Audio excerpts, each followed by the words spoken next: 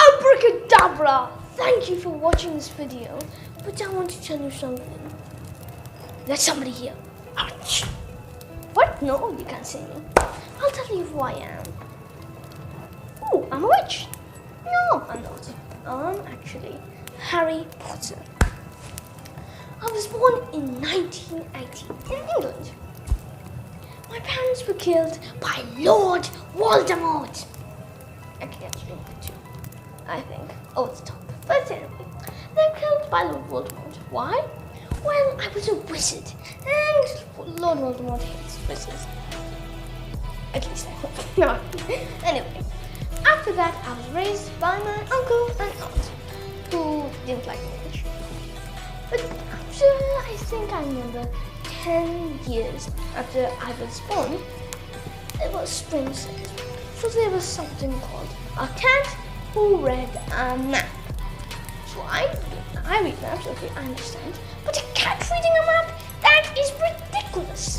And it was only later when Hagrid, a master teacher at a magic school, told me that I was a wizard. And these cats were wizards. And they were actually marking the 10th death anniversary of my parents, of which Lord Voldemort will killed. And so after this, Harry told me I was a wizard, and I had to immediately go to wizarding school. And I was more than interested. I went to London to get my school necessities. I mean, it's not like you can just get a pen and pencil and go to Hogwarts, can you? I don't think so. So I got my magical wand. Mr. Olbond said that it had the same core as Lord Voldemort. And for a second I imagined that I was Lord Voldemort. But I realized that I didn't have enough knowledge of magic yet. But still, I felt like Lord Voldemort, which kept me excited. When we reached the school, I had to go through a train, and it was so cool. There were like 4 trains, 4 clocks. It was magical, just like the name. So I went to the school of Hogwarts, Wizardry, and Witchcraft. And here, and in the train station, I met my friends, Ron Weasley and Hermione Granger. We always used to discover together, and one time we were at the 3rd floor of the area. A bunch of monsters. But before that, there was something. We were actually attending a flying class, and there, one of the students was Draco Malfoy. He's not Dracula or something. I promise, he's not Dracula. So he actually bullies a kid who goes by the name of Neville, and he took a ball of him and he threw it up in the sky and he told me, Harry, go catch it. And I flied quickly and I took the ball easily and gave it to him. Our teacher was impressed, so she added me Quidditch. So Quidditch is a sport of the ball. And I loved Quidditch. In fact, I was the youngest Quidditch player of the century. A clap, please. And as the youngest Quidditch player, it added a new number of players to my team. And with this, we finally won our first match. In my first season, I had already won a match. We were pretty confident. With my friends Ron and Hermione in the same team, we were pretty excited. And then we went to dawn. So we were at the 3rd level.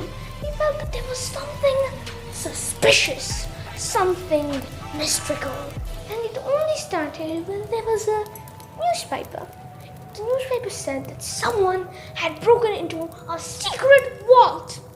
And let me just tell you, a couple of days ago, I was with Hagrid, and he said that he cleared the vault. And why would someone rob a vault which was cleared? I mean, that makes no sense. And it was only later when we figured out what was really there. But before we get started, there were actually some weird monsters. A 3-headed dog. Usually there are like a 3-headed snakes, like in fictional things. But I have never, ever seen a 3-headed dog. Not this, of course.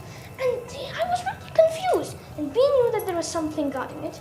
But this time, we got caught. So we were sent to detention of Hagrid, of course, babysitting us. Well, I would not say. I think monitoring would be a better term. So after that, we went there down again. Me, Hermione, and Ron. when we went there, we figured out a type of ghost. And we were confused. We didn't know what it was. And it came running to me. And whenever it came close, I felt the pain on the star that Voldemort, scratched me. Remember? And it was only later that I knew that it was Voldemort's possession. He possessed it. And it was only by a fawn. It was by the name of a frozen person. I remember. He said that it was actually Voldemort. And I was shocked. And the pain was in it. But when the fawn pushed it away, I was safe, luckily. Then we started exploring, and with a bit of research from the books they gave us, it was written that it was the stone, or the philosopher's stone, of course, and this stone could cure any illness and make you from 100 years old to only 30, 40, younger. It could even make you into a baby if you wish, though I don't think you can remember that. And besides that, okay, and it could also turn any metal. So if you had aluminium, it could turn it into copper, zinc, gold, metals, so many different metals. So this was something that Voldemort wanted, as it would turn him into a human again. I mean, who wouldn't want to be a human? I mean, if you were a possessed ghost, you can't touch anything, you can't eat anything. So I would say I also would have to be, a human being to eat all of that. So I would go for it. The thing was, if Voldemort could become a human, he would become so strong. And we actually figured a way. So we went and we went to see Voldemort, and to our surprise, it was literally our own teacher. We were all confused. Hermione, Ron, and me. We were looking at it. We were confused. But it was only later when we realized that the teacher was possessed by Lord Voldemort. It's magic. Anyway, Lord Voldemort possessed the teacher so that he could take the Philosopher's Stone without anyone knowing. Besides us knowing. Anyway, so then we caught Lord Voldemort and trapped him in the prison of Azkaban. And I'll tell you how he escaped another day. But that's it for today. And let me show you the end of the adventures of Harry Potter. And abracadabra and the video or something. Abracadabra!